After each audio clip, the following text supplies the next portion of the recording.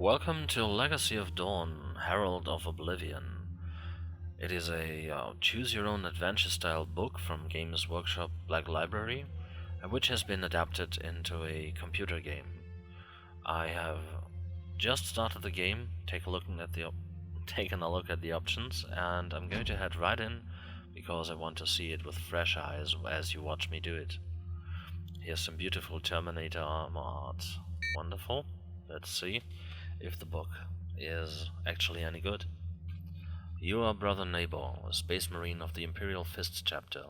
Space marines are the ultimate human fighting machines, genetically modified superhuman warriors standing over 7 feet tall and absolutely lethal due to decades of combat training. They were created by the immortal Emperor of mankind to first reconquer the galaxy in his name and continue to defend the human race from the predations of all manner of enemies. Heretics, traitors, aliens, demons, and even their own corrupted brethren. The Imperial Fists are one of the most loyal chapters in the Imperium, second only to the Ultramarines in their adherence to the Codex Astartes. The genetic inheritors of the post-human Primarch Dorn, whose very blood runs in their veins, the Imperial Fists are known for their exceptional skills when it comes to siege warfare. It was they who manned the walls of the Imperial Palace during the defense of Terra at the climax of the Horus Heresy. It was their contribution to the great battle that ultimately helped bring the heresy to an end, and it is they who have defended Holy Terra ever since. Throughout the adventure to come, you will be forced to battle the enemies of mankind in all their myriad forms. When this occurs, you must fight when using the Cogitator's Pugna Simulare. You will also come across weapons and other useful items that may help you progress. Also, there are the difficult moral decisions that you will be forced to make, which could well have a direct impact on how events play out later. Right. Do I have to press anything in particular? I'm trying... Oh, there we are. Before you begin, it is recommended that you familiarize yourself with the Pugna Simulare. This will prepare you for all battle conditions. Alright, let's do the combat tutorial. Pugna Simulare Demo. During combat, you have access to a number of stats. Weapon skill, strength, toughness, armor, wounds, actions, and honor. Alright, let's go right ahead. Please select Fight to simulate a combat experience. During combat, you can perform a number of different actions. Fire your Storm Bolter at range or strike with your chainsword when locked in close combat. Pressing attack uses one action. Focus. This increases the chance of your next attack hitting or reduces the chance of the enemy's next attack hitting you. Pressing focus also uses one action. Now try using a combination of focus and attack to take down the Gretchen. Alright, focus first. And attack. Right, that doesn't seem to have done anything. Let's do it again. Focus. And they missed. They glanced. They hit. To help you during combat, there are a number of other useful features. Enemy targets. Use these arrows to choose which foe to target. Advance. Move towards your enemy so you can engage in close combat. Once locked in close combat, you cannot withdraw until your foe is dead. Pressing advance uses one action. Withdraw. Increase the distance between you and your foe. Be warned, you cannot keep retreating forever. At some point you will need to stand and fight. Pressing withdrawal also uses one action. Advance on the foe and destroy them. Right. I'm going to go for another focus. And attack. Crit at the Gretchen, it's dead. And do I now have to choose which target to go for next? Yes, I do. Alright, let's try advancing, because I can't see a Gretchen in close combat being very difficult to take down. Alright, that's my action points gone. The Gretchen missed. The second Gretchen hit. Alright. Finally, remember the following points. Weapon select. Here you can choose which weapon you wish to wield. Each weapon displays the percentage chance to hit and damage it deals. Player info. Here you can see your current wounds, actions, and other stats. Enemy info. Here you can find out more about the enemy you are currently targeting. Honor meter. The better you perform in battle, the more you honor you accrue. Get enough and you can unleash a devastating attack on an enemy. Now destroy these Gretchins. With pleasure. Alright, focus up. And attack. And he's gone. Very good. Let's choose the next one. And I think we're going to advance again. No, let's focus for now. Right. Let's see what he does. He misses. Very good. I'm going to advance and attack in close combat. And the Gretchen is done. The fight is over. Alright. Let's see. The next tutorial message is victory. This is the end of the Cogitator's Pugna Simulare demo. You may now choose your difficulty setting. Please select from following 3 difficulty settings: Veteran, Astartes, or Initiator. Veteran. You are a Space Marine veteran of the highest order. You have been involved in many campaigns and bought Herald of Oblivion with abilities and skills befitting your rank and experience. You begin the adventure with 25 wounds, 5 purity points, 10 save states, and you are equipped with a Stormbolter, Power Fist, and Combat Knife. You also begin with 4 clips of bolter ammunition, with each clip containing 20 bolt shells. This setting is recommended for experienced Astartes who have previously boarded the Herald of Oblivion more than once.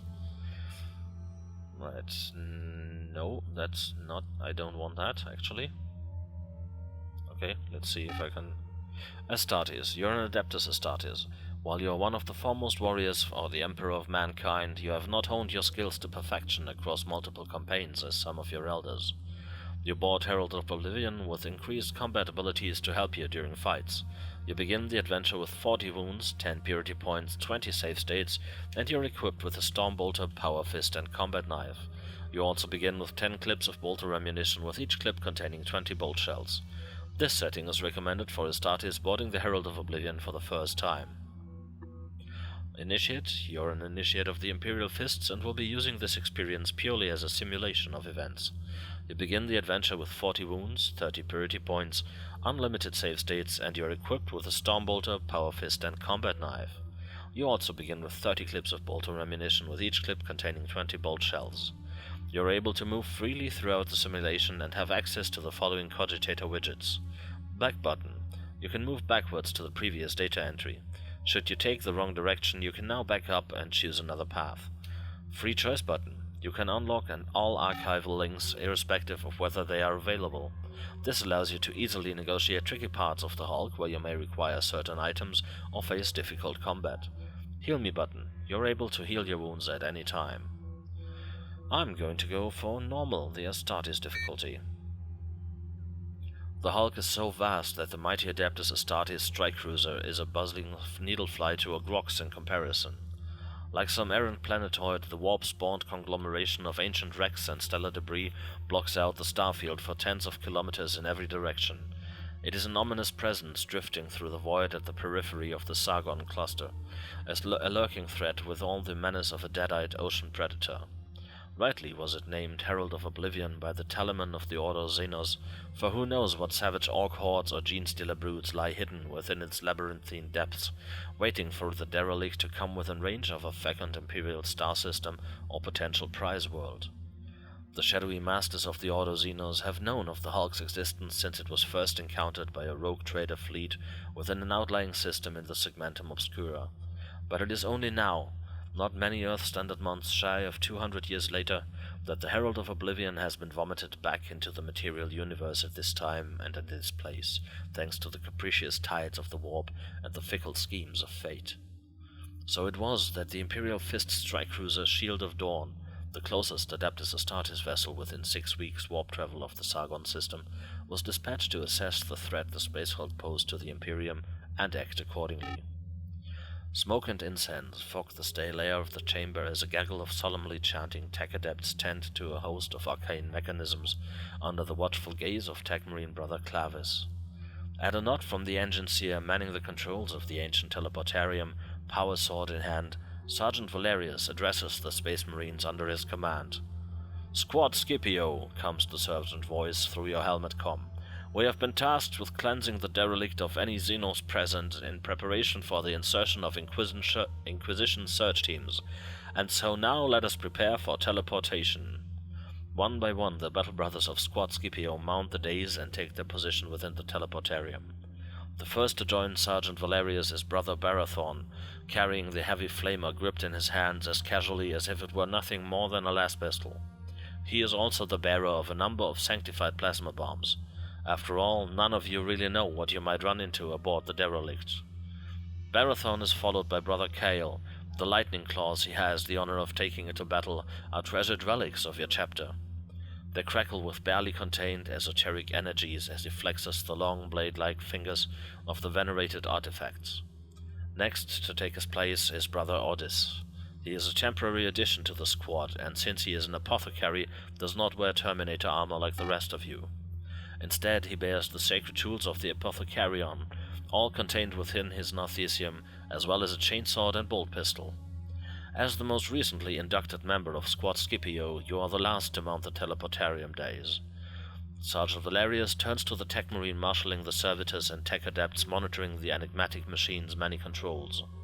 "Squad Scipio ready to teleport," he says, his commanding tones emanating from the external voxcasters of his Terminator armor. "Confirmed," Brother Clavius replies, his voice exhibiting emotionless, machine-like cadences, while the great servo arm attached to his back twitches nervously. At some unvoiced order that only the tech adepts pick up on, Brother Clavis's minions carry out a sequence of well-rehearsed maneuvers at the arcade controls before them. A deep humming sound fills the air, vibrating the teleportation plate on which you are standing. The vibration travels up through your osmodular-hardened leg bones, settling in the pit of your stomach. At the same time, tendrils of crackling energy crawl over the emitter array above your head. "Brother Sergeant," the resonating voice carries across the teleportarium chamber over the rising hum of the emitter. "Room for one more?" "Epistolary Radamas," Valerius says, acknowledging the new arrival with a deferential bow of his head. "You honor us with your presence." The librarian is an imposing sight indeed, standing out even amongst a party of Terminators of the chapter's first company. Where your tactical dreadnought armor and that of your brethren is the sunfire yellow of molten gold, the primary color of the librarian's armor is the deep-hued crystalline blue of lapis lazuli. He does not wear a helmet. Instead, his head, with his partitioned features, close-cropped white beard, and dual service studs, denoting more than 2 centuries of devoted service to the Imperium, is framed by the ceramite and crystalline lattice structures of a psychic hood. This arcane device helps to focus the librarian's formidable powers, whilst at the same time protecting its wearer from the attacks of enemy psychers. On his left arm, Radamus bears a storm shield that in turn bears the clenched fist symbol of your chapter. In his right hand, he carries a mighty hammer. The epistolary can channel his devastating psyker powers through this weapon, redoubling its already deadly ability to injure the enemies of the Imperium. "What troubles you, epistolary?" Valerius asks, unsettled by the librarian's abrupt appearance. "You sense a perturbation in the warp?" A shadow moves upon the face of the Sea of Souls, something insinuating itself into my subconscious. Whispers from the warp, the voices of ghosts and demons, utterances of prophecy and blasphemy both. "A prophecy?" Valerius almost gasps. "About our undertaking?" "Indeed, Brother Sergeant. Something sinister is at work here." "What do you mean, Brother Librarian?" Apothecary Ordis asks, intrigued rather than anxious. "I cannot tell you any more than that," the epistolary says, his eyes backlit by an eerie luminescence. "Only that fate has plans for you." You suddenly feel the librarian's gaze alight upon you. Kale flexes his lightning claws, the simple action heavy with menace. "If it is something I can kill, just show me the way, brother." Radamus takes a step towards the teleportarium platform. "I wish to accompany you to the derelict." "In Dorn's name you would be most welcome," Sergeant Valerius says, bowing his head once more. "Let us hope so," the epistolary says darkly. As Brother Librarian Radamus joins your party on the beaming plate, Sergeant Valerius raises his power sword in a time-honored martial salute. "Primarch Progenitor," he declares, his words echoing from the metal walls of the sanctified chamber. "To your glory!" You and your battle brothers answer as one with the traditional response, "And the glory of him on earth." Commencing teleportation sequence in the name of the Omnissiah, Brother Clavis intones. The rising hum of the arcane device filling the chamber grows in intensity, as does the monotonous chanting of the tech adepts. You feel a strange tingling deep within your bones as the inscrutable machines begins to disassemble your body, your armor, and your implants, one at a time, piece by piece, molecule by molecule, atom by atom. A juddering crash suddenly shakes the teleportarium to its very foundations, and several laminators wink out. The chanting of the tech adepts is replaced by panicked binary chatter and followed by a subsonic boom.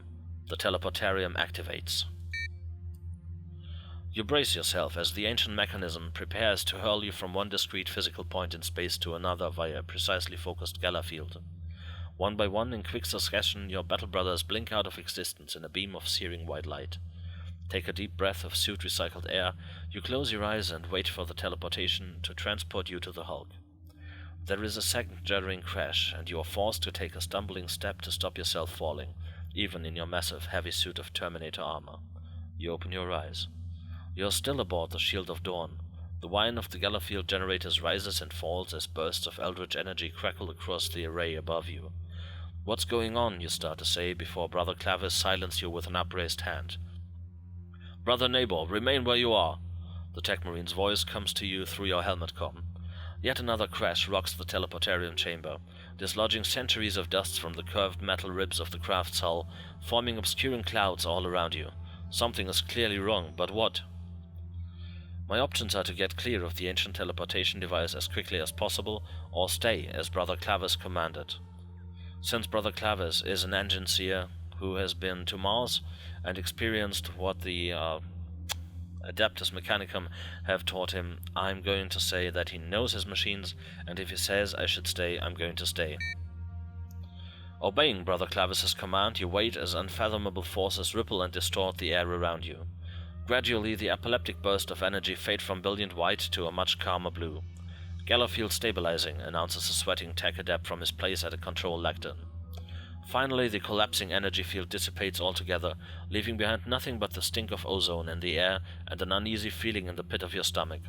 Unease, yes, but not fear, for the Adeptus Astartes are untroubled by such pathetic emotions. Galafield stabilized, confirms the tech adept. By the grace of the Omnissiah, the tech marine says. Brother Clavis, what happened? You begin, only to be interrupted by yet another juddering crash. Shipmaster, the tech marine says, speaking to the dust-filled air. Status report. The Shield of Dorn is under attack, comes Shipmaster Traber's stressed response over the comm. They came out of nowhere. Who did? Clavis demands. Pirates. Xeno scum. The Shipmaster's voice echoes around the vaulted metal chamber. Eldar and the most black-hearted of their inimical kind. A host of other voices come crackling over the comm, sounding like they are echoing to you across space and time. They are the voices of your battle brothers, carrying to you from wherever it is they have been transported to board the drifting space hulk. Then suddenly the comm signal from the hulk cuts out. All available battle brothers, a voice booms through the ship's internal vox systems. Prepare to rebel borders. Not you, Brother Nabor, the tech marine intones as the teleportarium is bathed in the rippling glow of tamed lightning once again. Power has been restored and the device is ready to fire. There is barely time to give utterance to your chapter's motto before, with a burst of actinic light and a roar like the death cry of stars, the teleport tears a tunnel through space and time and hurls you through it. Wheels of Fate. Okay, I suppose I'm to pick one of these three, I guess? Oh, okay, it's kind of a roulette. Fate determined. My vision blurs. For the briefest nanosecond, it feels as if you are occupying two places in time and space as ultramelt forces, the like of which would kill a lesser being, assault your enhanced physiology. The searing light of the teleport abruptly vanishes, and you find yourself in darkness, your eyes and the techno-senses of your tactical dreadnought armor taking precious seconds to compensate. Suddenly your senses are assaulted by the clatter of chitin on metal deck plates and a sibilant hissing as bone-white and entrails-purple shapes emerge from the murk, the HUD of your suit revealing them in infrared as hot yellow blurs running towards you. Years of training and psycho-conditioning that long ago became instinct allow you to react without the need to resort to conscious thought. But which weapon will you use to defend yourself against the sudden slavering attack? I can lash out with my power fist in my left hand or bring my Stormbolter to bear. Against Gene Stealers, it's always best to keep your distance, so I'm going to use my Stormbolter. Even though the speed of your reactions outstrip those of any mortal warrior, you're still not fast enough to beat the preternatural speed of the creatures assaulting you. Before you can even pull your finger tight on the trigger of your Stormbolter, the multi-armed monstrosities are on you. As one of the slavering monsters knocks your weapon aside, another lashes at the exposed midriff of your armor. It is as if you are watching the scene from outside yourself as, unbelievably, the obsidian talons of the hissing monstrosity gouge their way through your chest plate, delivering a savage wound to your augmented flesh beneath. You lose 2 wounds. Battling the Gene Stealer clear with your power fist, you engage the snarling brood in close combat. You are facing off against 3 Gene Stealers. You enter close combat with them immediately. The enemy has first strike. Alright. So, since we are already in close combat, I'm not going to be able to use my Stormbolter. That'll be the first thing I need to change. Right. Let's go with a Power Fist, because given the chance between a Combat Knife and a Power Fist, I'm always going to go for the Power Fist. Alright, let's attack the first one. I should be able to hit him right away. And he didn't die. That's unfortunate. Let's do another attack. And he's down. Great. Now I'm going to change my target for the next round and focus up, because that reduces their ability to hit me. And it's the enemy's turn again. They crit me for 2 damage, the other one misses, and there we go with the Power Fist again. Just a hit, so that means that one has armor, because enemies without armor are always instantly critted. I missed my second one. Alright, let's focus again, because I don't particularly want to get hit. First Gene Stealer glances, second Gene Stealer glances, and I'm back in action. Okay, let's focus up first this time, and go for an attack. Second one is down. I think I'm going to just attack this one this time. And I glance. Unfortunate. He hits me for 1 damage, and I'm going to focus now and attack twice. Alright, let's see. He has 3 wounds left. Okay. Actually, I think I'm going to try the Combat Knife just for a change, to see what it's like. Focus up and attack. I crit him. Great. Let's do the Power Fist next. And I have won the battle. The Gene Stealers are no more. The fight is over. Even though the speed of your reactions outstrip those of any mortal warrior... Oh, that is the one I already read. Let's go to victory. The Gene Stealers are dead. Their alien viscera and the stinking ichor that passes for blood among their kind plasters the walls, floor, and ceiling of the chamber. The space is little more than a widening of a corridor, and judging by its construction, it is highly likely that it was once part of some Imperial vessel or other. Accessing the Auspex built into your tactical dreadnought armor, you take a moment to sweep the local area, making sure that a host of the aliens isn't about to descend on you from the ventilator ducts above your head, or bust from the maintenance channels under the floor. When the Auspex reads clean, you consider your next move. The rest of Squad Scipio is somewhere on board the derelict, but at present you have no idea where. Something is blocking your Auspex signal from reading anything more than 30 meters away. This could be down to something as innocuous as radiation shielding, or alternatively something altogether more sinister, such as a Xenos-created dampening field. Aside from your fellow Imperial Fists, there are also Gene Stealers on board. While the broodmind is still active, the Xenos still pose a serious threat, but if you were able to eliminate their broodlord, you could neutralize that threat. So, which is it to be? I can start searching for my battle brothers, or I can hunt down the Gene Stealer's broodlord. Yeah, no, I'm not going to go up against a broodlord on my very own. I'm going to search for my battle brothers. Assuming that the Gene Stealers were patrolling away from the direction of their nest, you head in the opposite direction, monitoring the feed from your helmet Auspex as you go. However, the mission you were tasked with before boarding the Herald of Oblivion was to cleanse the derelict. Allowing the Gene Stealer hive and its broodlord to survive is a gross dereliction of your duty and the vows you swore all those years ago when you were first admitted to the Imperial Fists chapter. You lose 1 purity. Return to the teleportation location. Returning to the place where you arrived after being teleported aboard the conglomeration of warp-lost vessels and asteroids that form the Herald of Oblivion, you can scan again for your battle brother's life signs. The Auspex comes back negative. Either they didn't teleport to the same location as you, or they have since set off on their mission, believing you to have been lost when the teleportarium malfunctioned. Accessing your helmcom to try to contact the Shield of Dorn, but all you hear in return is the hiss of static and the sound of distant explosions before it cuts out altogether. Something's blocking the signal. For the time being, at least, you're on your own. It seems likely that there is something about the construction of the vessel you're currently in that is preventing your Auspex from completing long-range scans. Perhaps a leaking fusion reactor or a radioactive mineral deposit in an asteroid bound to the craft somewhere nearby. You are able, however, to accomplish a three-dimensional scan of the internals of the rogue trader vessel you're currently in, which in turn enables you to locate a way out. Half an hour later, you emerge from the rogue trader vessel through what was once an airlock into an echoing, pitch-black space.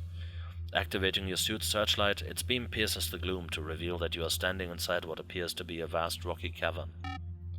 Suddenly, a designated marker tag flashes into being on the HUD, accompanied by a chiming alert. It only takes the Auspex's machine spirit a moment to flag it as being that of Apothecary Ordis. Your Auspex currently isn't picking up any life signs for any other members of Squad Scipio, but they may just be out of range. You try your helmcom and hear nothing but static. According to your Auspex, Brother Ordis cannot be more than 100 meters away from your current position, but you don't know what obstacles you might have to cross to reach him. You could of course attempt to boost the gain on your Auspex in order to carry out a more thorough survey of the area. My options are to carry out a more comprehensive scan, or follow the signal I've picked up already without further delay. Actually, I'm going to go with the third option, and the inventory. Let's take a look at that first. Alright, not a whole lot. I'm going to end the episode here. If you would like to try the game out for yourself, it's currently on sale with the Steam Winter Sale for very cheap. Alright, see you next time.